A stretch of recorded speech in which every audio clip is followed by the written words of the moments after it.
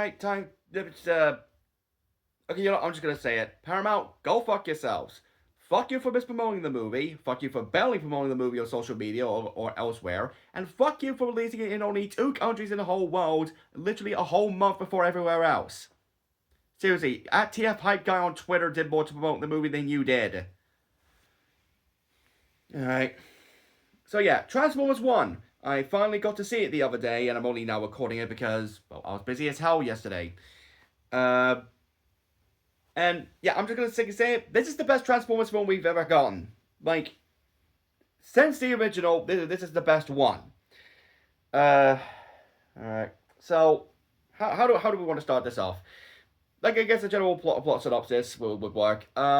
This is set on a Cybertron, um, where basically most of the populace are forced into mining because of their leader Sentinel Prime, and the reason they're mining is because, well, 50 cycles prior to events, the Quintessence invaded Cybertron and killed the original 13 Primes in an ambush.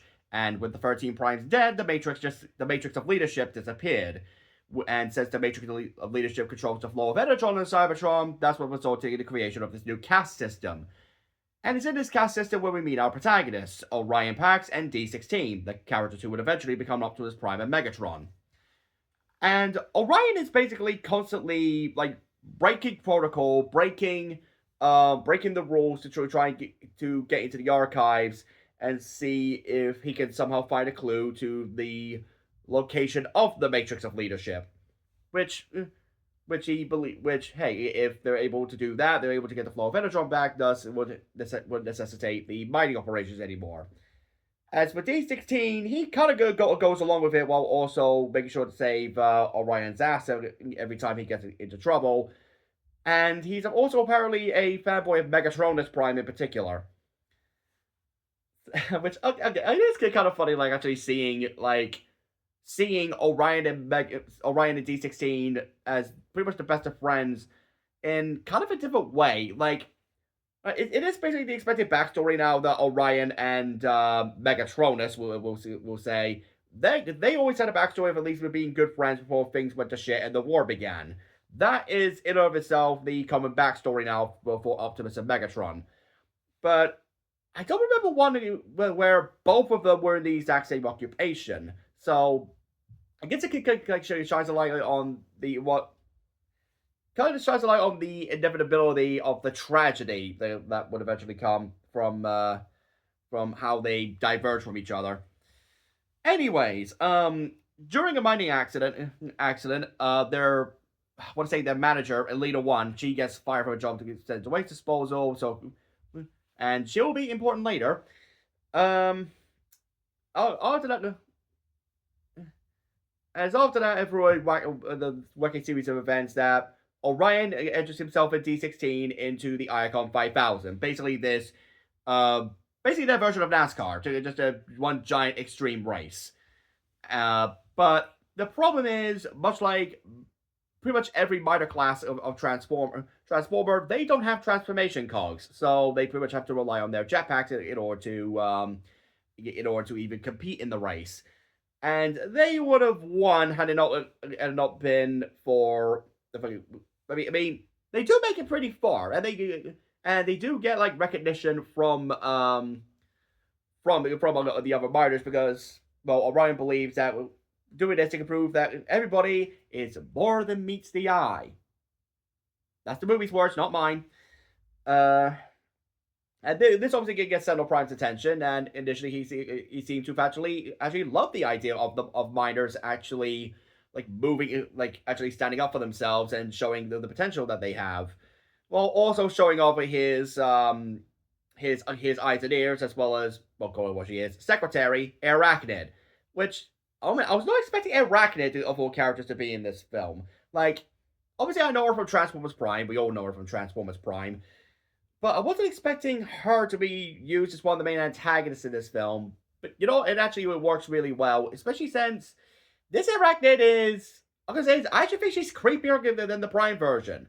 Because, yeah, the Prime version was in every sense a hunter and a predator, whereas this one, she's almost sadistically enjoying like what she does, keeping an eye on everything, and I do mean everything. She has, as we see in the film later, the back of her head can open up, and she has like a million eyes in the back there. That's actually kind of creepy. Uh, anyway, so Sentinel decides he's going to promote Orion to D16, and by that he literally steps to right down into the lowest tier in Iacon, which probably like tier 50, I think. Even though they were apparently aware there was only 40 tiers, with the top 40 you're going obviously going all the way down to the Energon mines. But instead they'd also meet B127, aka Badassatron. Yeah, that's the running gag with B127, aside from the fact that he never shuts the fuck up. Which I wonder if they deliberately did that specifically with B127, given that since for years the gag was that Bumblebee just never spoke. And I'm glad they're finally moving away from that. I'm glad that they're not doing the whole Bumblebee's mutant everything bollocks with that.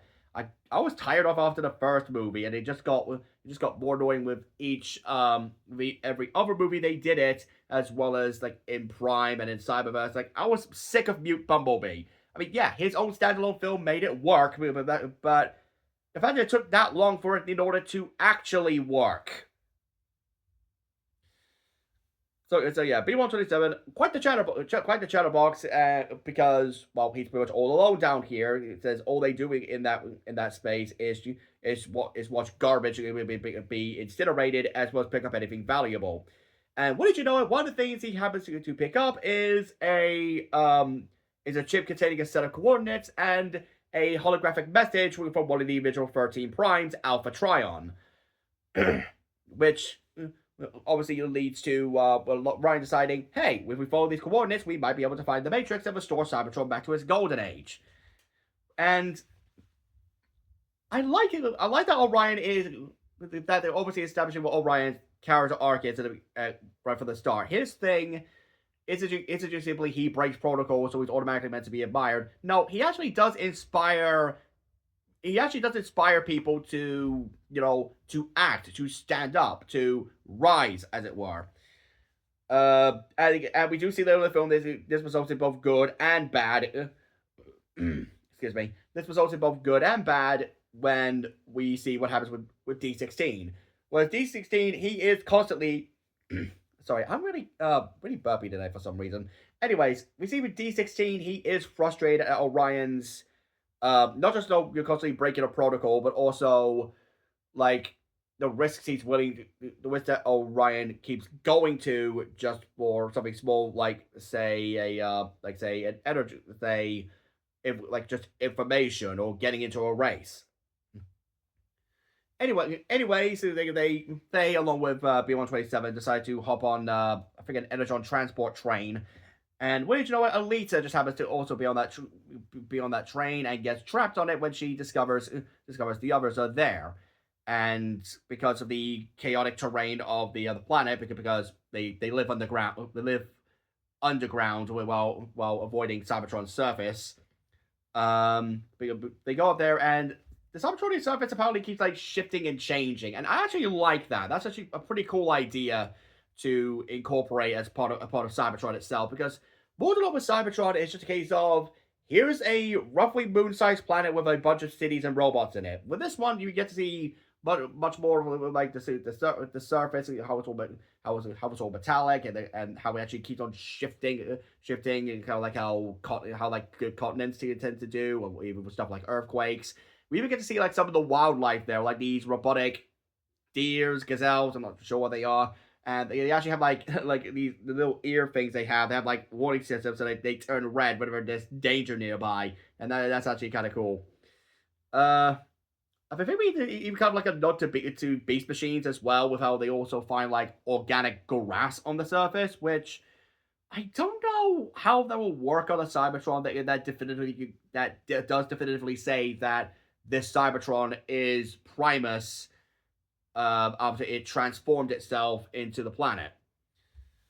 Anyways, now that they don't really have a way to get back to Iacon, at least not a straight path, Alita decides, screw it, I'm gonna join in this quest as well, if only so I can get back and potentially get promoted back to my original post. And it's during this they come across an abandoned city, and as well as a giant quintessence ship. A ship, we just keeps on scanning the area. And this is actually a bit of an intense moment in the movie as well, where they're trying to avoid being picked up by the quintessons, uh, as well as questioning why they're questioning, like, just generally what's going on. And eventually, this leads them into this cave area where they find the corpses of the original 13 primes. And like something you can actually, I'm actually glad that the movie does this. You can actually pinpoint some specific ones. I mean, you got Solus, who's pierced on a spike. You see Onyx's wings a couple points, and D16 just also happens to come across the decapitated head of Megatronus. And like a little detail I do love in this movie, they actually made Megatronus look like Tarn. It's like the design is legitimately just straight up Tarn. Like the double fusion cannon, the general henchlock, the fact that his face is the Decepticon, what will become the Decepticon symbol. That's actually I actually kind of love that idea. Especially since in this film, Megatronus isn't a bad guy. He's actually described as like the most powerful and the bravest of the primes. And I actually kind of love that. Like, I like that they definitively say, like, no, Megatronus ain't evil in this one. But he also do find the buried body of Alpha Trion and reactivate him with an Energon cube. And of course, they learn the truth from him, that Sentinel Prime is not an actual Prime. He's a fake. Fake because he was I think he was like, what was it? He was like one of the retainers of the Primes, and he basically set up an ambush that led to the death of the original 13. Well, 12 of the 13, obviously, because Alpha Trion is still there. And how when the Matrix realized that Sentinel was not worthy of the power it had, it literally crumbled and just disappeared. Just vanished into the ether, leaving Sentinel Prime pissed off.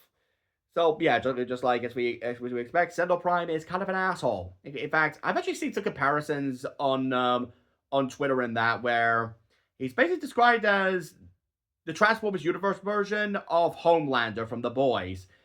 And as someone who had reluctantly seen a few episodes of The Boys, yeah, that sounds about right. Right. He's power hungry. He's narcissistic. And of course, he tries to control the populace through propaganda and lies. So it's like, yeah, that does sound about right with comparing Sentinel Prime to Homelander. They even sound very similar, even though I know for a fact it's Anthony Starr who plays Homelander and John Hamm who voices Sentinel. And as if the boss actually needed proof of that, despite Alpha Trion doing actually this really cool like rock hologram thing like showing what Sentinel did. They basically go up to the surface and see Sentinel selling off the energon that they mined to the Quintessons just to stop them from taking his planet. And naturally, the bots are just suddenly realizing that their whole life was a lie. Especially when they also learn from Alpha Trion that the reason that they don't have transformation cogs is because Sentinel basically takes them, surgically removes them before they're even online. So yeah, Sentinel has basically been harvesting Transformers organs on top of selling the planet's natural fuel sources to the anime. As if we needed enough reason to see Sentinel Prime as the villain of this film. And naturally, D16 is a wee bit pissed. Knowing that his whole life and his worship of Sentinel was basically a lie. It was all a fabrication. It was all just one big game for Sentinel, essentially. And this is where we actually start to see the cracks between Dee's and Orion's friendship, because Orion is equally pissed off with Sentinel, but whilst he thinks they can bring the proof that they just got from Alpha Trion to Iacon to show to show that Sentinel was a liar and hopefully take him down that way. D16 wants him dead. Like D16, like he doesn't care about restorative justice or anything like that. He doesn't care about it's making sure that Sentinel pays the right way. He wants Sentinel dead. And it's kind of hard not to see where he's coming from because again, he's maybe been stuck in the mines his whole life and was raised with the propaganda of Sentinel being this amazing heroic figure fighting up the Quintessons in search of the Matrix, only to learn that the very same guy he's idolized killed his personal hero. And that's no exaggeration either. When Megatronus was like surrounded and brought to his knees by a bunch of Quintesson drones, Sentinel decapitated him personally, and as we see later, he stole Megatronus's transformation cog for himself. So yeah, it's hard not to like maybe not 100% agree with just kill him straight away because I feel like Sentinel should get some actual punishment for what he did. But you can understand where D16 is coming from, and that's why I feel the conflict between Orion and D16 in this film honestly works a lot better than some of the other depictions of they were friends, then they were enemies. Now the war is basically because of that. Because like, how would I explain it in Prime? In Prime, Megatron, he seemingly wanted to just enter the for the sake of equality, but no, he was still just a power-hungry bastard who wanted to overthrow the planet. Like, I know the IDW is kind of like the, was IDW or Dreamwave? I forget which, but it was like one of the comics that introduced the idea of the caste system and a Transformer's role in their society being determined solely by what they transform into. Like that kind of caste system, like, and the overall inherent fascism that they came about because of the how do they describe it? Functionists, I think that's how they described it. So I know that's where it comes from with IDW, but for the most part, we haven't really seen that actually littered into other Transformers lore. Whereas with other ones, you just get a case of Megatron might seem to have good intentions about equality in that, but he would very quickly become the exact kind of that kind of tyrant and despot that the Functionists are, and it's almost never addressed as such. This one, they do address it as such, but we'll touch on that later.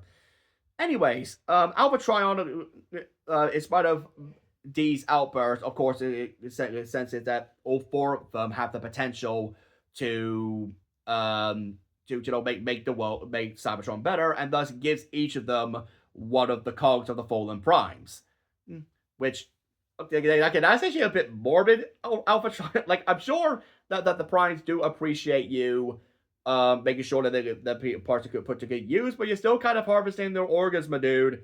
Like, you might be voiced by Lawrence Fishburne, but Fishburne, it doesn't give you to go a little bit crazy. Anyways, with that, they of course get fully properly upgraded bodies. D16 in particular becomes really like hinged and bulked out.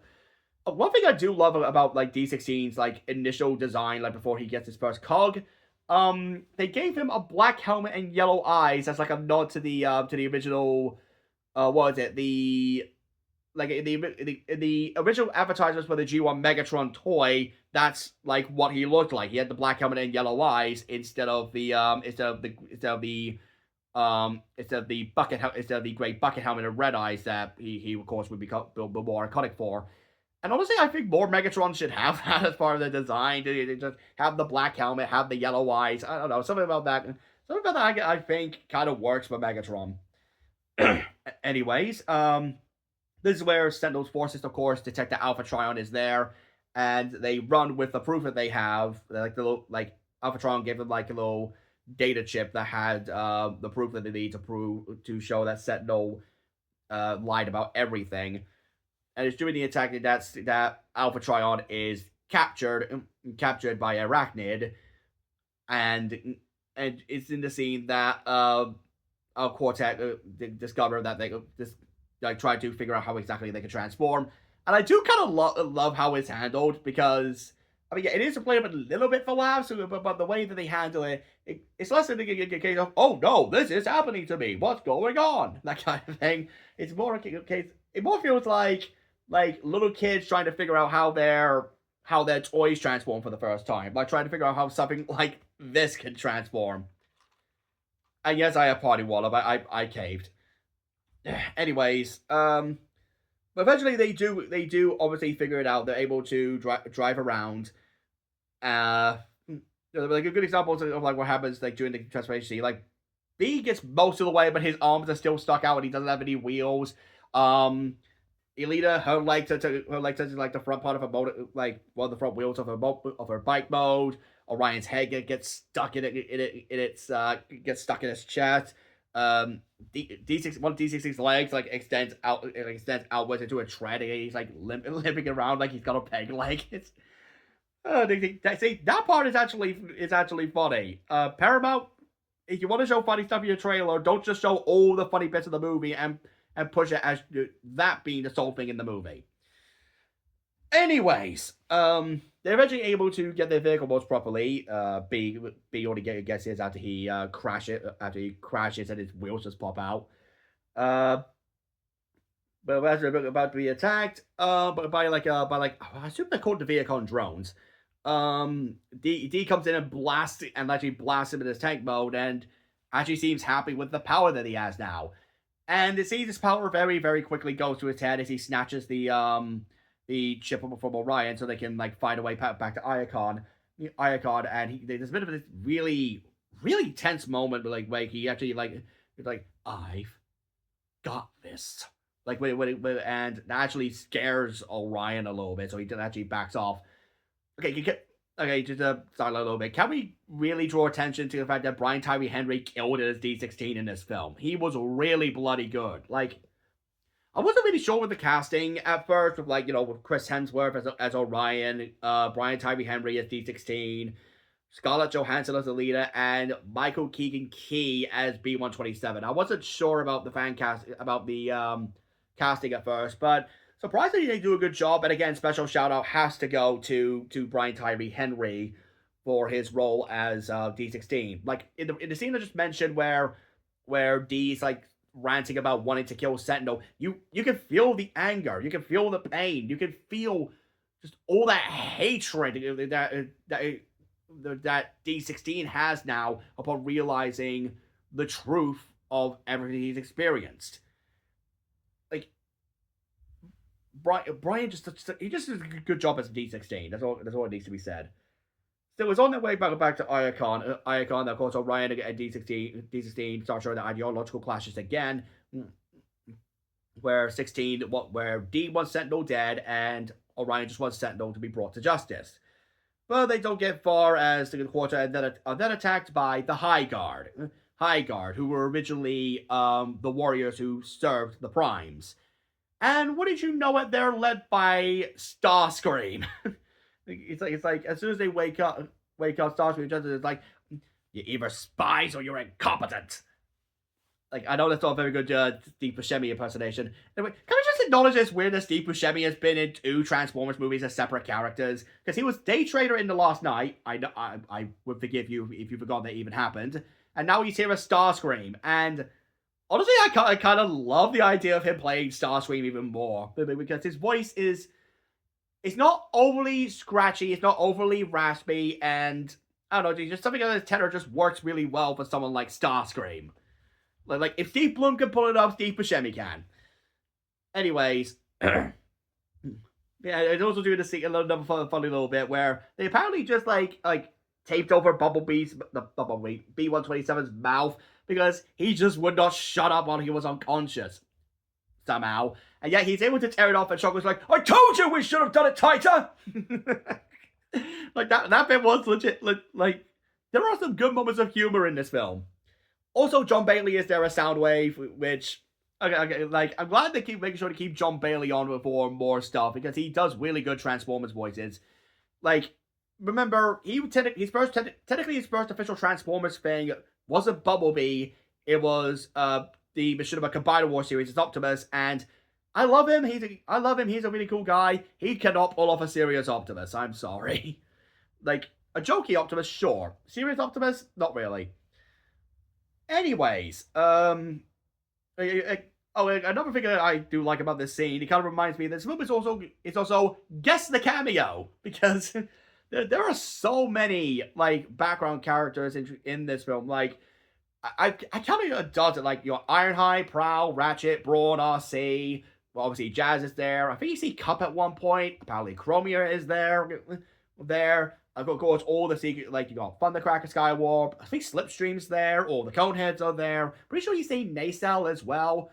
There's a lot of like cameos in this film for so many characters, even like named ones like you got Blood, you got Hot Rod, you got frigging Corden. Like Corden is like the Diaclone version of Sunstreaker, isn't he? Oh yeah, Sunstreaker and Sideswipe, they're in this film too. You see Wheeljack as well. Like I think Wheeljack even has like a line in this film. Jazz gets a couple of lines, and no, he doesn't get ripped in half. Don't worry about that.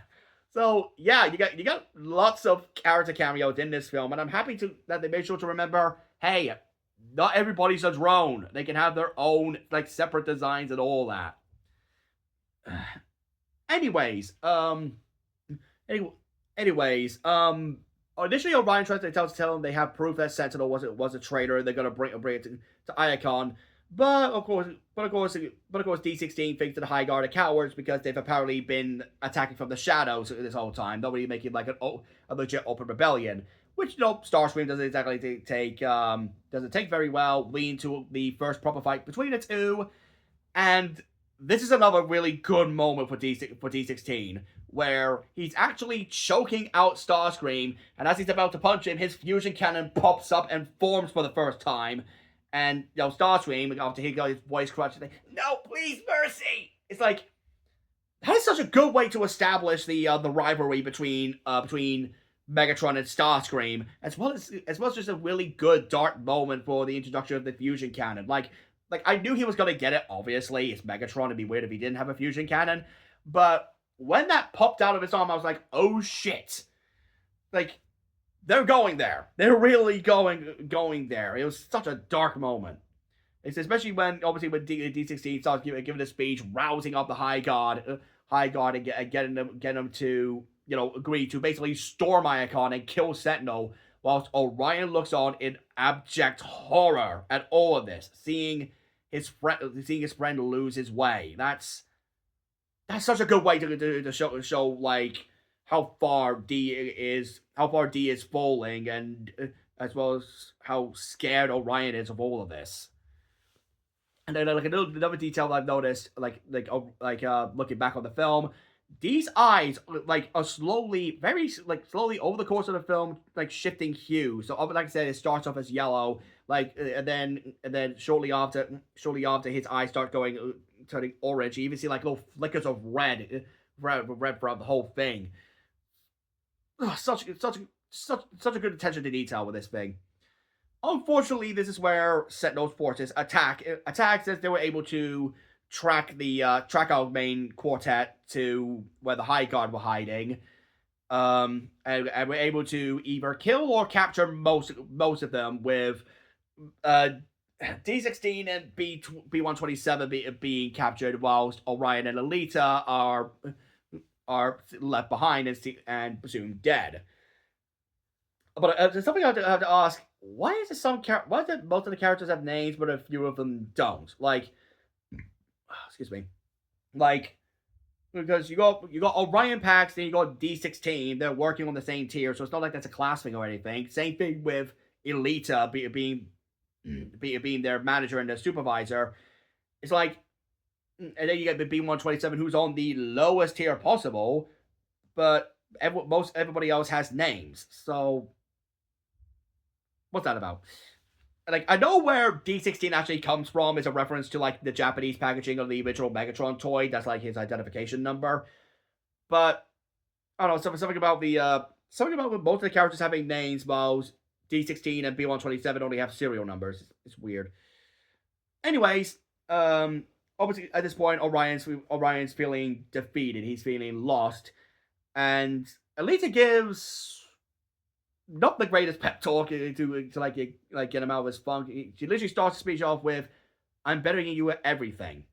But then also, but she is able to like fall back from that, and the only thing that one thing Orion does better than anybody is inspire hope, like inspires everybody to stand up to do more than what they were programmed to do to uh basically rise above what they were destined to and become something greater. They to show that they have their own inner potential. And it's through that Orion is actually able to get the High Guard to work with him so that they can storm Iacon and finally and get the troops some other way, because during the scuffle the information chip from Alpha Trion was destroyed. But it turns out the things are not going well in Iacon either, with the High Guard and B and D being caught and brought to Sentinel Prime himself. And Sentinel also of course revealing that he stole Megatronus's transformation cog after he killed him.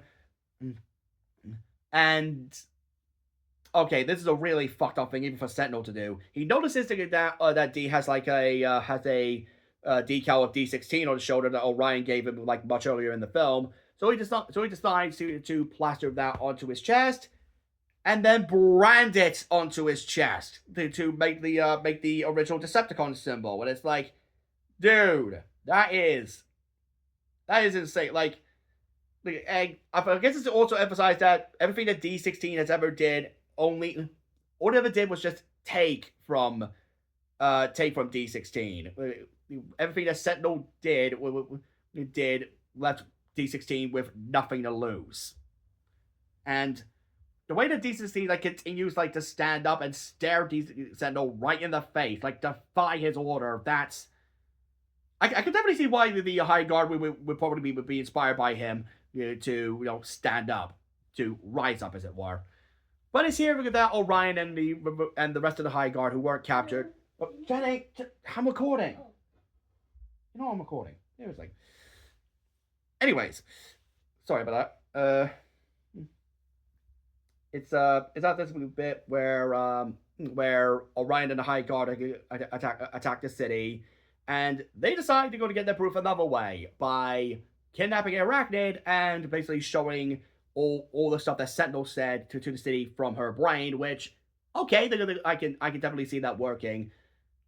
Though how exactly is unclear. They just say, we're gonna catch Arachnid and show the city everyone that Sentinel was lying.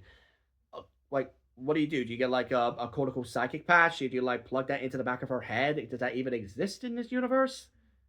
Either way, they get the information they need after Sentinel goes like full rampage and try to kill D16 during the attack.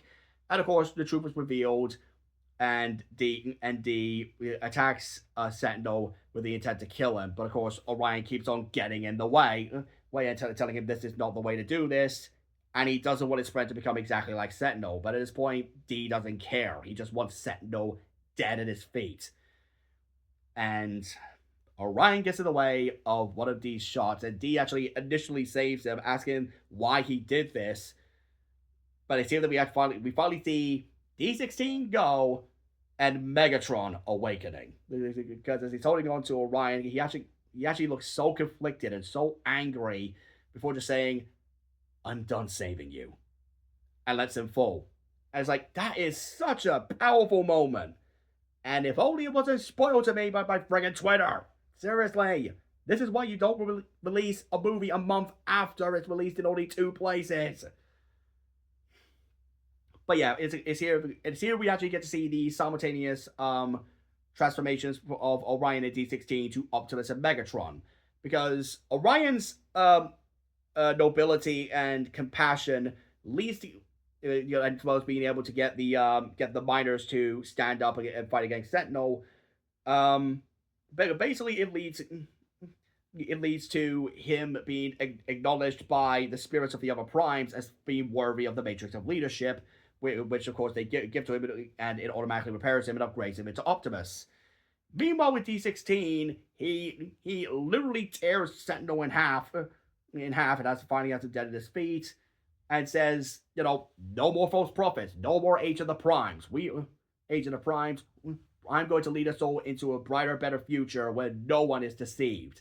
And of course, he takes the Megatron's transformation cog, which allows him to fully upgrade himself into Megatron. And again, such a good way to show the parallel between the two, as well as just how different they have become over the course of the movie. It's such a strong. It is again. It's such a good moment. Anyways, Orion then comes back up to Iacon itself and has this final tussle with Megatron. And by the end of it, he's just barely won and has no choice but to exile Megatron since, well, Megatron did kind of betray everything that they were fighting for. He went too far with everything he was doing. And so Megatron just leaves and takes the High Guard with him to, we'll assume Kaon. We can assume that if Iacon is here, then Kaon is on the other side of the planet or something. Nonetheless, now that Optimus has the Matrix again, he uses it to finally get the rivers of Energon flowing, and he basically the ending speech is about how everyone finally had their choice to be autonomous, to stand up on their own, to be Autobots, if you will, and makes it clear to the Quintessons that we're not taking this line down anymore. We're gonna fight back. And that in itself is the end of the movie. Orion's final speech about finally standing up and choosing their own destiny. But then we get a post-credit scene with Megatron now rebranding, quite literally, the High Guard into the Decepticons, and how they're going to rise up and take down a much more personal enemy and not be fooled by a Prime's deception anymore. And one little detail I do love is the final shot is on Megatron's Decepticon symbol, which for some reason is movie inspired, whatever.